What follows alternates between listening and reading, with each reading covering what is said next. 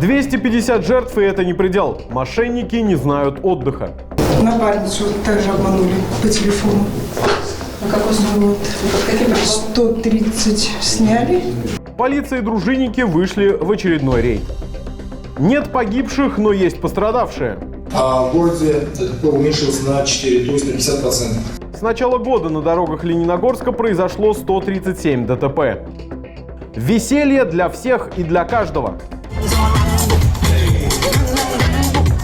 Праздничная программа и кукольный спектакль для особенных детей. Татарская зумба и баурсак на десерт.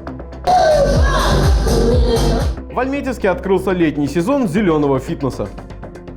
В эфире новости Юго-Востока Татарстана, в студии Тимур Туманов. Здравствуйте. 249 мошенничеств с начала года зафиксировали в Альметьевском отделе полиции. Махинации всех форм по количеству уже давно вытеснили насильственную преступность, уступая пальму первенства разве что магазинным кражам. Сумма причиненного ущерба исчисляется десятками миллионов рублей. С начала весны правоохранители и дружинники совершают поквартирные обходы граждан. На очередном из них побывала наша съемочная группа. Если вам будет звонить с номеров 900, представляться с госуслуг, выпытывать ваши данные, карты, лучше сбрасывать, перезвонить. Такой простой совет дают дружинники. В конце каждой недели они вместе с полицейскими ходят по квартирам и доставляют профилактику на дом. Вадиму Есину мошенники не звонят, но у близких с ними контакты происходят с незавидной регулярностью. Одно из последних – это с госуслуг. Пытается узнать, получается, выведать данные, то, что ваши данные попали в какие-то сети, а их пытается использовать для получения кредита, в том числе. Вот. И просят, так скажем, подтвердить, вам сейчас придет сообщение на телефон. Сейчас мошенники даже не пытаются придумывать новые схемы, и старые хорошо работают. Ваш родственник попал в беду, переведите деньги на безопасный счет, и другие обеспечивают махинаторам стабильный заработок. По статистике Альметьевского отдела полиции, с начала года жертвами аферистов стали почти 250 альметьевцев. Не прошло и полугода, а это уже половина от всех случаев в 2022. Напарницу также обманули по телефону. На какой сумме? 130 сняли.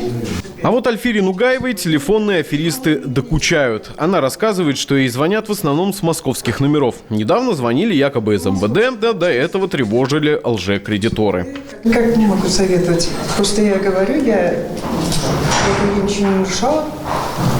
Я с вами не хочу общаться. Вот так, по идее, и должен выглядеть среднестатистический разговор со звонящим с неизвестного номера. Альметьевцы пополнили счета махинаторов уже на миллионы рублей. Только по итогам прошлой недели горожане отдали мошенникам больше 3.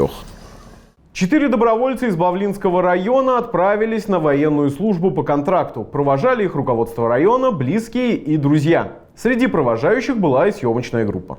Крепкие объятия, самые добрые пожелания и гордость за тех, кто принял добровольное решение защищать Родину. К добровольцам с напутственными словами обратился глава Бавлинского района Ильяс Гузаиров. Он пожелал ребятам успешно справиться с поставленными задачами и вернуться живыми и здоровыми к своим семьям. Самое главное, без концов потерялось. Мы здесь вас ждем.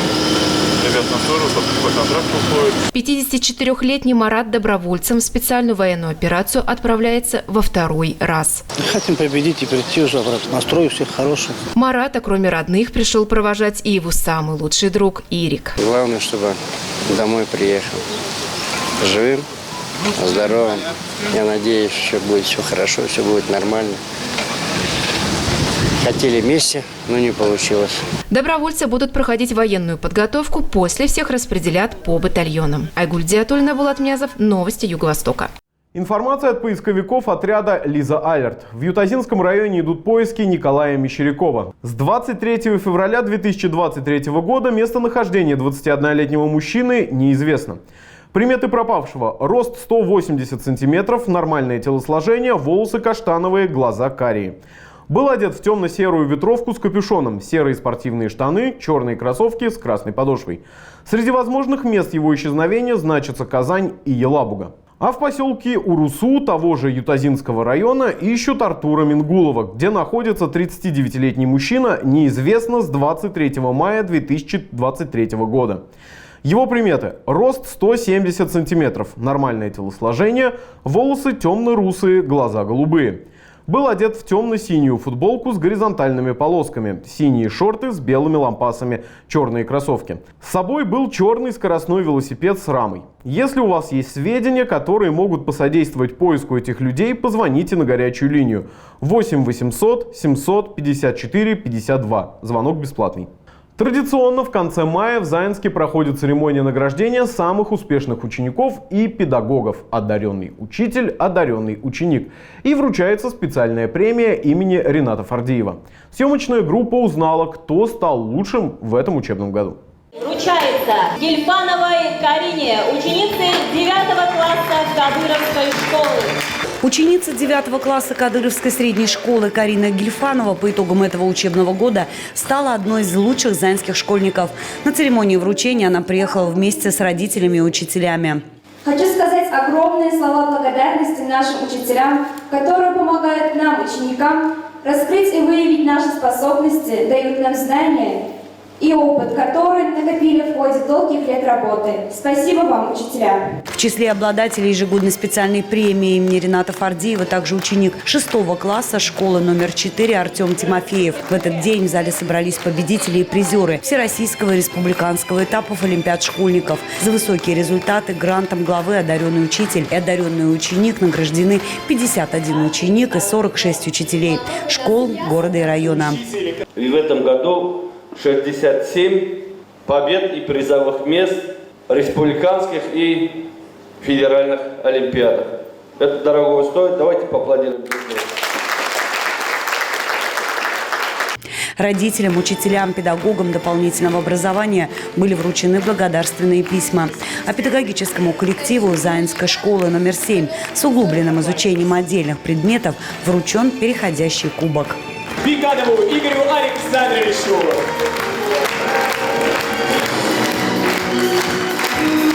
Елена Маврина, Максим Майоров, Александр Тимофеев. Новости Юго-Востока.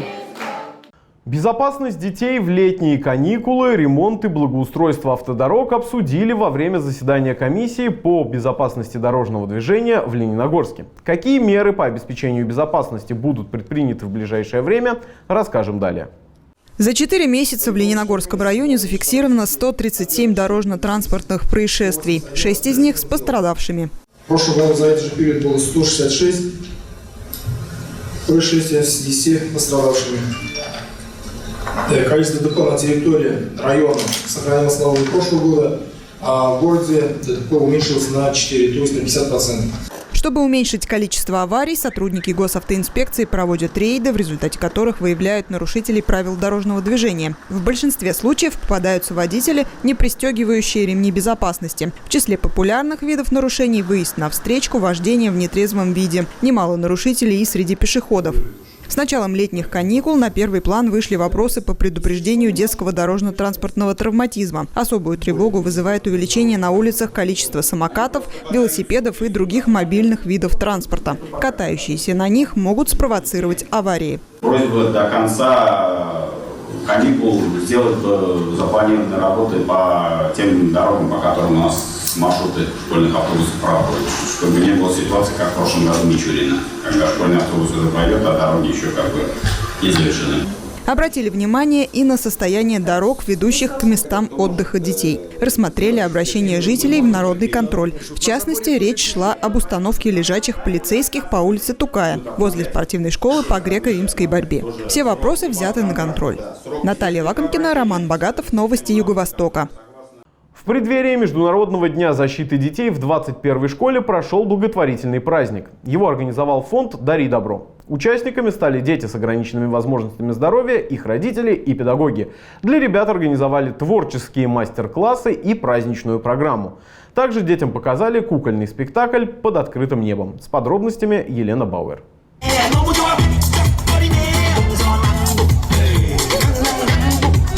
Фонд «Дари добро» при поддержке спонсоров организовал благотворительный праздник для тех, кому он особо нужен – детей с ограниченными возможностями здоровья. Друзья, самое главное, это, конечно же, для всех нас улыбки наших детей. И мы очень рады, что у нас сегодня много гостей. Чтобы маленькие гости не скучали, ребятам показали кукольный спектакль под открытым небом. Война войной, а обед по расписанию. На праздник приехали воспитанники Альметьевской школы-интерната. Привезла ребят педагог Полина Денисова. Женщина работает с особенными детьми уже 30 лет. Начинала помощницей воспитателя. Сейчас она учитель начальных классов. По словам педагога, воспитанников своих любит, хотя порой бывает непросто. Тяжело, конечно. И каждым надо иметь свой подход. У них индивидуальные особенности. Подбирать надо каждому. И воспитательный процесс, и учебный процесс.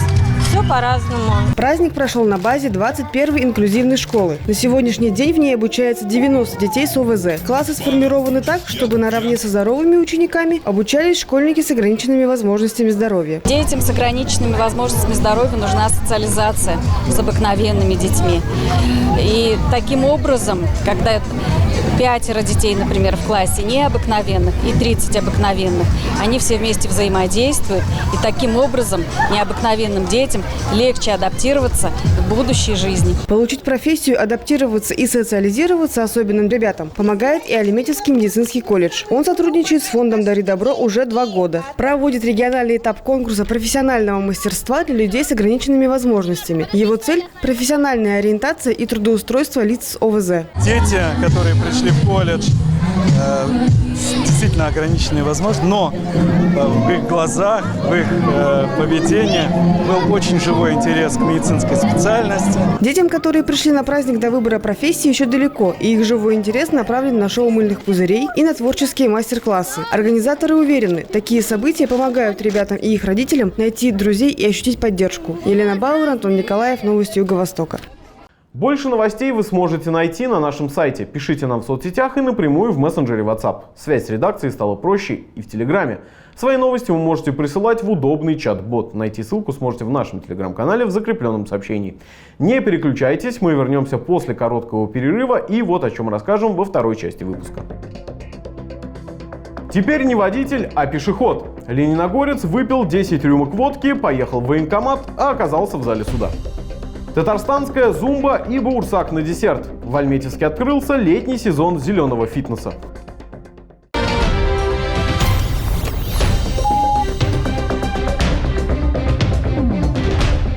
Дело об административном правонарушении в отношении молодого водителя рассмотрели в Лениногорском городском суде. Месяц назад его поймали пьяным за рулем. Подробности в материале Натальи Лакомкиной.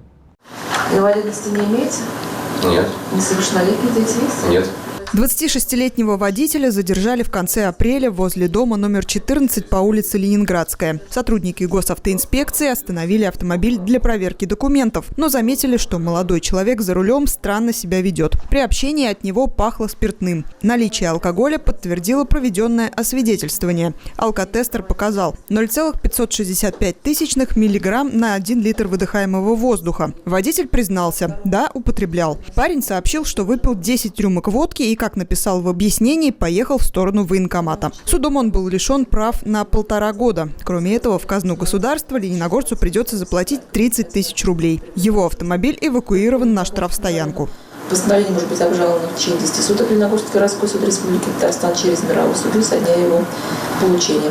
В мае 2023 года мировыми судьями было рассмотрено 10 дел об административных правонарушениях в отношении водителей, управлявших транспортными средствами в состоянии опьянения. Наталья Лакомкина, Николай Орехов, Новости Юго-Востока.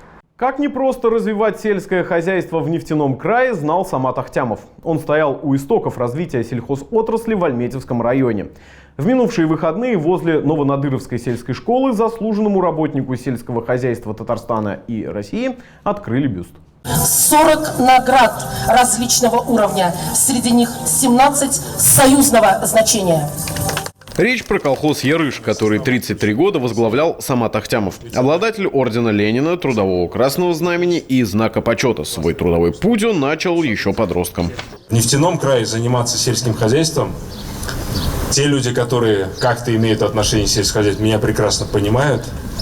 Если в сельских районах все самые выдающиеся умницы стремятся стать агрономами, председателями колхозов, то все-таки в нефтяном крае Самые умницы по-прежнему хотят стать агрономами и председателями колхозов, но другие умницы хотят стать нефтяниками.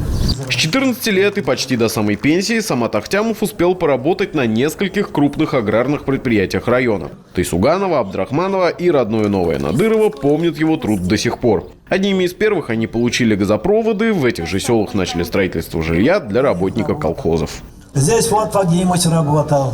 Вот здесь сегодня работает Тимур Дмитриевич. Поэтому здесь вот такие легендарные. А здесь еще ведь работал у нас представитель Верховного Совета.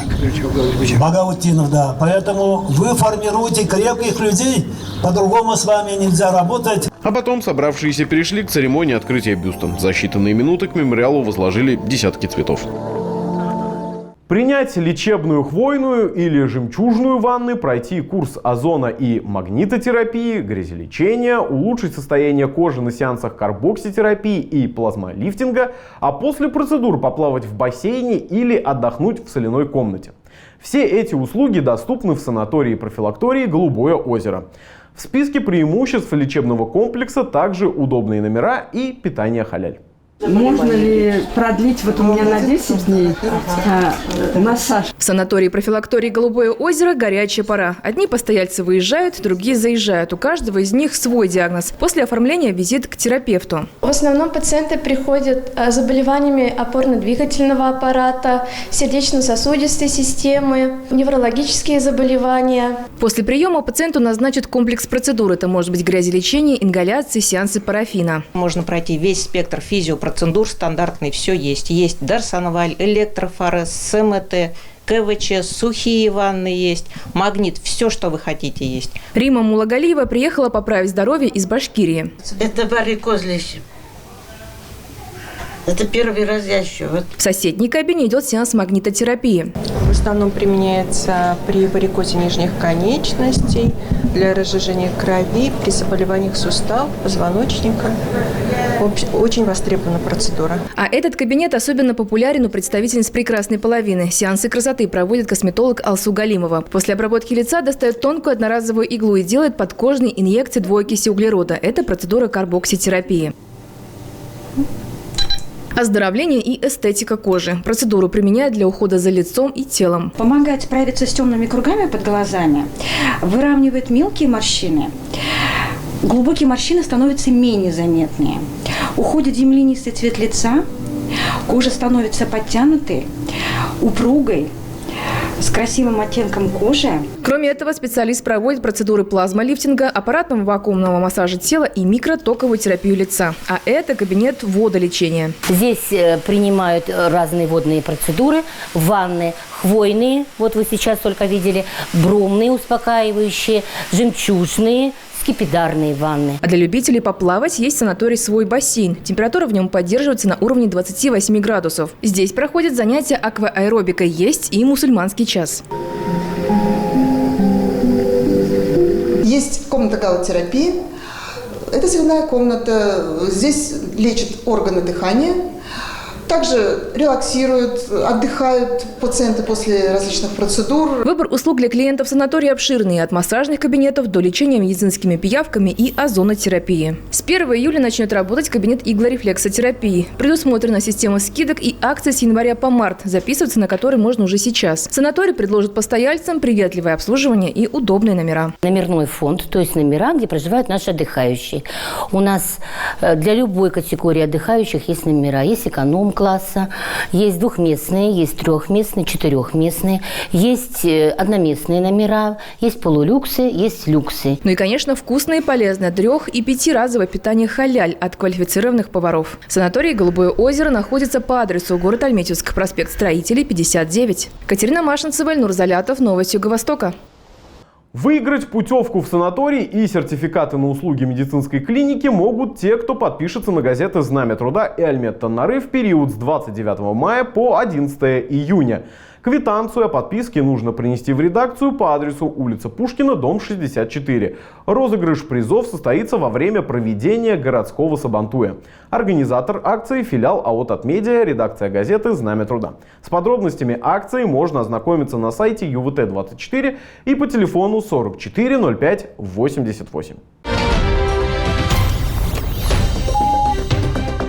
Татарская зумба, Баурсак после тренировки. Фестивалем Кайнар открыли очередной сезон проекта «Зеленый фитнес». В городском парке собрались десятки любителей спорта. В предыдущем году, по данным организаторов, в Альметьевске открытые тренировки посетило около 30 тысяч участников.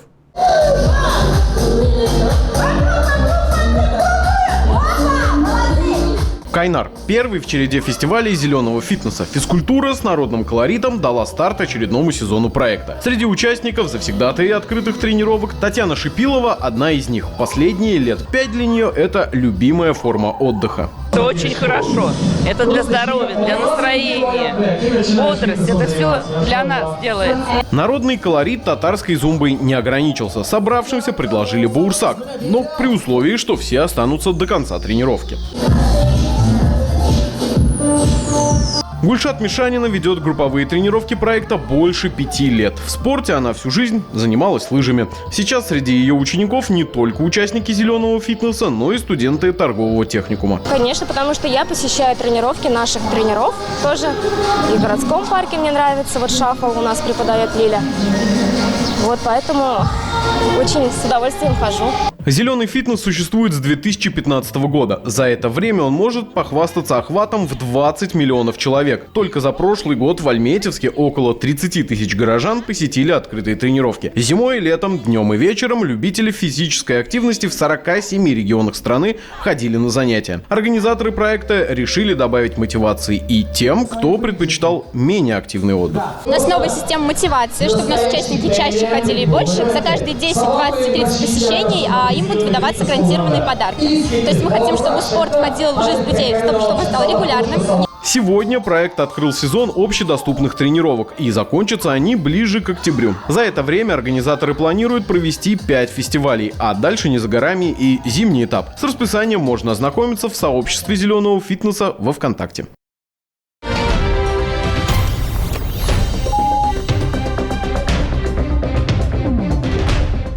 Хотите больше новостей? Заходите на наш сайт. Интересно получать информацию в удобном формате? Для вас работает наш телеграм-канал, где вы можете поделиться вашими новостями, задать вопрос или оставить комментарий. ЮВТ24 всегда на связи. Написать можно в соцсетях и в мессенджерах WhatsApp и Telegram. На этом у меня все. До встречи в эфире.